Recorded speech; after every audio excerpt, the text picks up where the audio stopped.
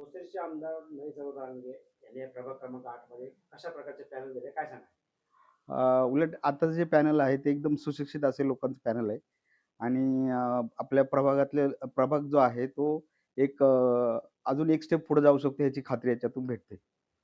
तुम्ही डॉक्टर सुहास कांबळेविषयी काय सांगा? सुहास कांबळे सरांशी विषय सांगितले तर त्यांच्याशी गेले मागच्या 15 ते 20 वर्षापासून ओळख आहे. आपल्या भोसरीमध्ये एक जिम होती, त्यावेळेस तिथं ते जिमला व्यायामाला पण येत होते आणि त्याच्यानंतर त्यांच्याकडं बघितलं तर त्यांची जे छोट्या क्लिनिकपासून मोठं हॉस्पिटल हे स्वतः आम्ही आमच्या डोळ्यासमोर बघितले. त्यामुळे त्यांच्याकडून उलट शिकण्यासारखं भरपूर आहे. तुमच्या हातात त्यांच्याविषयी एखादा किस्सा काही? त्यांच्याविषयी किस्सा म्हणजे मी एकदा फ्रॅक्चर करायच्या वेळेस त्यांच्याकडेच गेलो होतो. त्यांच्या क्लिनिकमधून फ्रॅक्चरचं हे झाल्यानंतर मला 50% मला पैसे त्यांनी कमी केले होते त्यावेळेस चार्जेसमध्ये. हा एक अनुभव आहे माझा त्याचा. मतदारांना तुम्ही काय सांगा? मतदारांना एवढं सांगायची इच्छा आहे की आज आपण आपले जो प्रभाग आहे, जो प्रभाग नंबर 8 ह्याच्यामध्ये जे काही विकास घडत चालले तर त्याच्यामध्ये जी योग्य गती येण्यासाठी थोडं सुशिक्षित आणि चांगले जे एज्युकेटेड लोकांची गरज असते. तर त्याच्यामुळे काय होईल, त्याचा एक जो विकासाचा जो स्पीड आहे किंवा जो वेग आहे तो डबल होण्याचा म्हणजे दुप्पट होण्यासाठी त्यासाठी सुशिक्षित उमेदवारांची गरज असते. तेव्हा तो वाढू शकतो स्पीड, डबल स्पीड वर. रानगे जे आपले आमदार आहेत, मला माहिती आहे, आमदार साहेबांनी या प्रभागामध्ये कसे उमेदवार दिले, काय सांगा? दादांनी आपल्या प्रभागासाठी जे उमेदवार दिलेले आहेत ते सुशिक्षित दिलेले आहेत आणि चांगले योग्य हे उमेदवार दिलेले आहेत. दादांविषयी काय सांगा?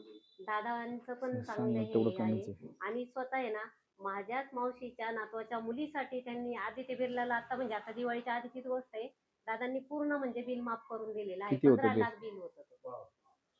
मला मी जेव्हा भेटायला गेले तेव्हा समजलं का दादांनी आपल्या करून दिले ते करून. तिकडे लोकांना माहितीच नाही. आपल्या लोकांना, आपल्या इथल्या लोकांना कोणालाच माहित नाहीये का आपले दादा आपल्यासाठी किती कसं काम करतात ते. काय किस्सा होता तो किस्सा म्हणजे त्या मुलीचं कसं तरी मेजर म्हणजे मोठं ऑपरेशन होतं, ब्रेनचंच होतं. 1 वर्षाची मुलगी होती ती. हो, लहान 1 वर्षात पूर्ण पण नव्हते झाले ते.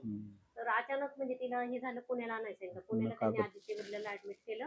त्याच्यानंतर मग त्यांनी म्हणजे 15 लाख रुपये खर्च सांगितला होता. न एकही पेपर न घेता त्यांनी म्हणजे आपलं दादांनी करून दिलं पटकन त्यांचं. दादा पण कसे पोहोचले?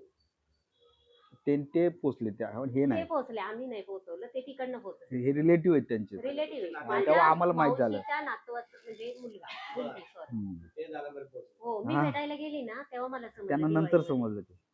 तेव्हा मग त्यांनीच घातली ती. हा, आपल्याला दुसऱ्याकडून कळलं, आमच्या पाहुण्यांकडून कळलं, आम्हाला माहित नव्हते. सगळं क्लिअर झालं ते. आम्हाला हे माहित नव्हतं गोष्ट. ज्यांना झाल्यानंतर त्यांच्याकडून आम्हाला कळालं की असं आपल्या दादांनी तिकडच्या ह्याच्यामध्ये पण काम केलंय.